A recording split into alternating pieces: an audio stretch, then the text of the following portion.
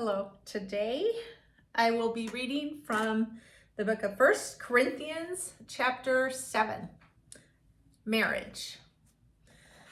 Now, for the matters you wrote about, it is good for a man not to marry, but since there is so much immorality, each man should have his own wife, and each woman her own husband. The husband should fulfill his marital duty to his wife, and likewise the wife to her husband. The wife's body does not belong to her alone, but also to her husband. In the same way, the husband's body does not belong to him alone, but also to his wife. Do not deprive each other, except by mutual consent and for a time, so that you may devote yourselves to prayer. Then come together again, so that Satan will not tempt you because of your lack of self-control. I say this as a concession, not as a command.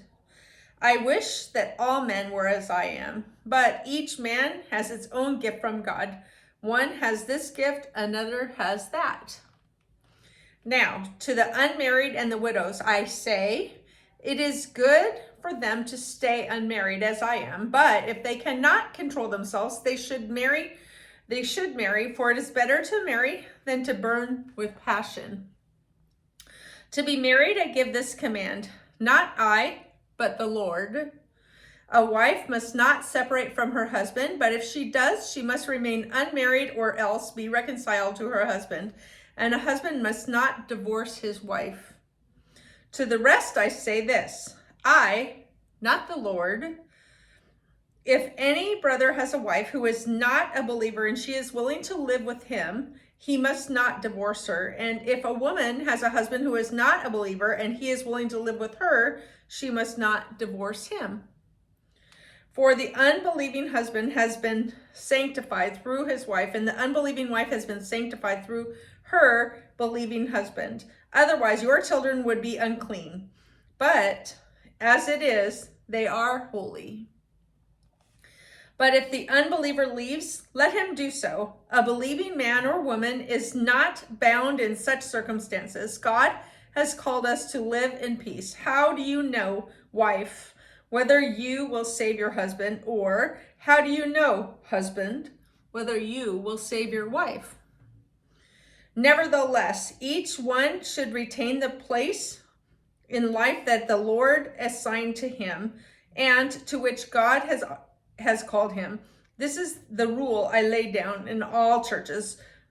Was a man already circumcised when he was called? He should not become uncircumcised. Was a man uncircumcised when he was called? He should not be circumcised.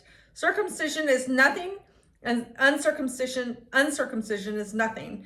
Keeping God's commands is what counts.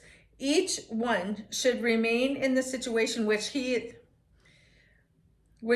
was in when God called him. Were you a slave when you were called? Don't let it trouble you, although if you can gain your freedom, do so. For he who was a slave when he was called by the Lord is the Lord's freedom.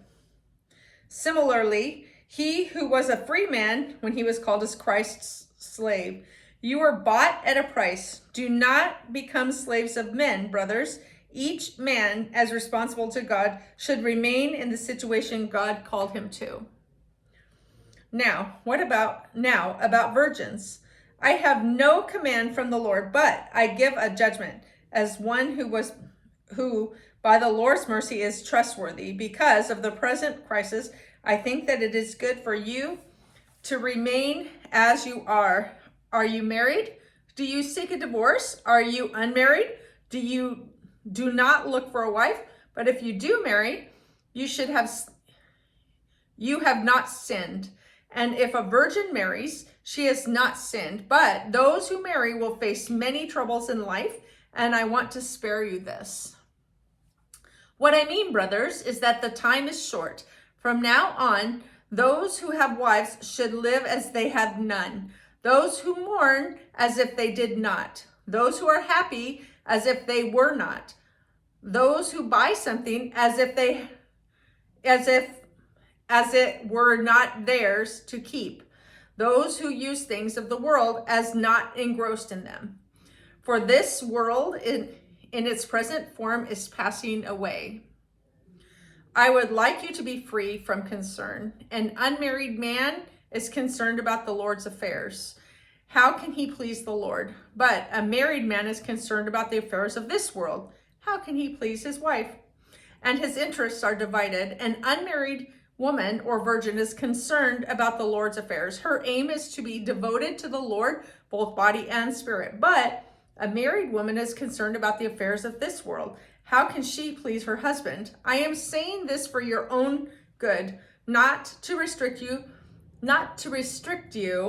but that you may live in a right way in undivided devotion to the Lord. If anyone thinks he is acting improperly toward the virgin he is engaged to, and if she is getting along in years and he feels he ought to marry, he should do as he wants. He is not sinning.